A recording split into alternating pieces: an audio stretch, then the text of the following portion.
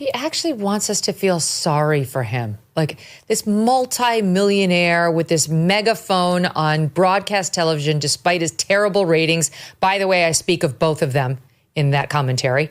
Out there, like we're the real victims. Meanwhile, he's a bully. He uses that platform to demonize a group of people, just MAGA, right? Which includes tons, millions of working class Americans just going about their day trying to make the bills, and not have to worry about them from paycheck to paycheck, which is what they do without ever getting a vacation. But he uses his platform to smear them as creating the Charlie Kirk assassin, doesn't even have the balls to come out there and say, I was wrong to do that. I was factually wrong and morally wrong, and to apologize. And now turns around with the help of his fellow multimillionaire, just Trump-hating, MAGA-hating guy, and plays the victim. It's absurd. It's really a twisted display.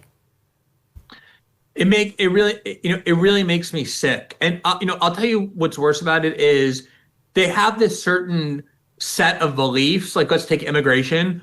So if you have untrammeled immigration into the United States, there are a lot of people who are affected by it. The people who have to live among unassimilated immigrants, people who might have increased crime, who have competition for jobs because they're willing to work for lower wages.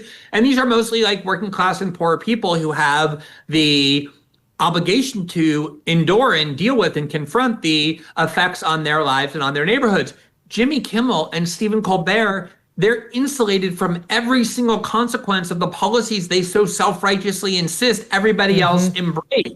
And there's no awareness of that. That's the thing that makes me the angriest. Like, they really think that they're these bastions of political wisdom and even like moral turpitude when their lives are completely twisted and distorted. And also, like, as you say, it would be one thing if they were making all this money because everybody wanted to watch them, like Johnny Carson.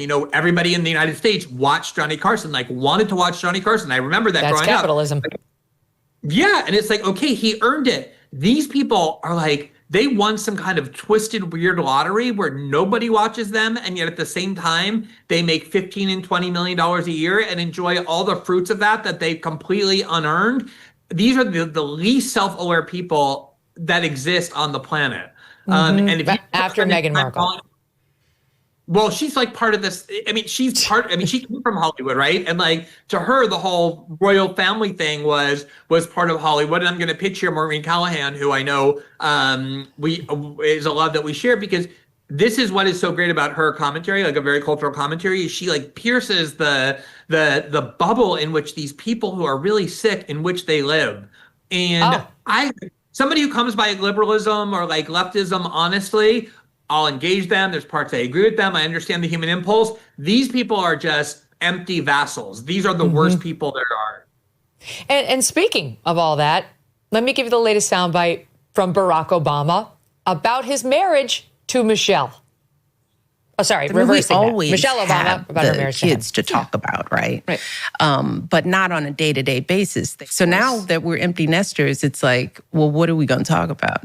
So we're together all day, and we do this thing where it's like, I'll see him, and it's like, what you been doing? It's like, don't tell me until dinner, because we got to have something to talk about at dinner. Are you sitting there in a place that you know what matters to you in that moment? Mm-hmm. And are you curious about your partner's edge or where they're at? Like, what are you thinking about? Do you really go there? And then do you really say, because how many times somebody asks, what are you thinking about? And you're like, well, let me make up a thing because I don't want to actually tell you what I was thinking about right now. Which was like, the way you're chewing makes me want to smack you upside the head. That's why guys don't want to have Would that be an edge? That would be an edge.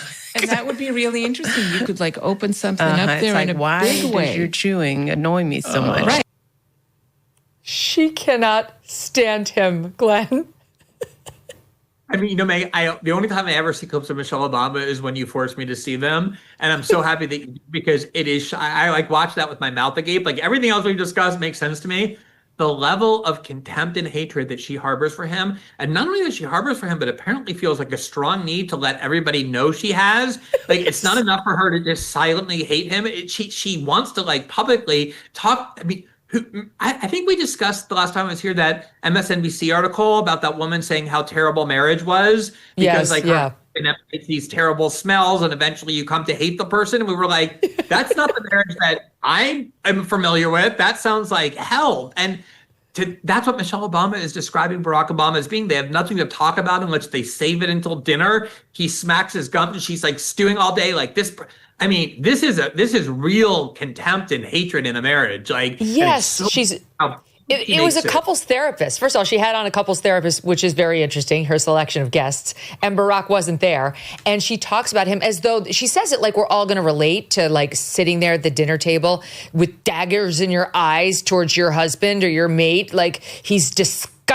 I have only to hold myself together so I don't say it out loud. Meanwhile, he's probably sitting across from her thinking, I had no idea she was totally bald on the left side of her head. What happened to the hair in that lightning bolt that's missing? I'm sorry, but if you have that issue, with a lot of women do, then you should cover it up. You should not be shot from the left. You should maybe hide it with it. Okay, sorry. I just took a little like jaunt off to the side. But these two can't stand each other. That's the bottom line.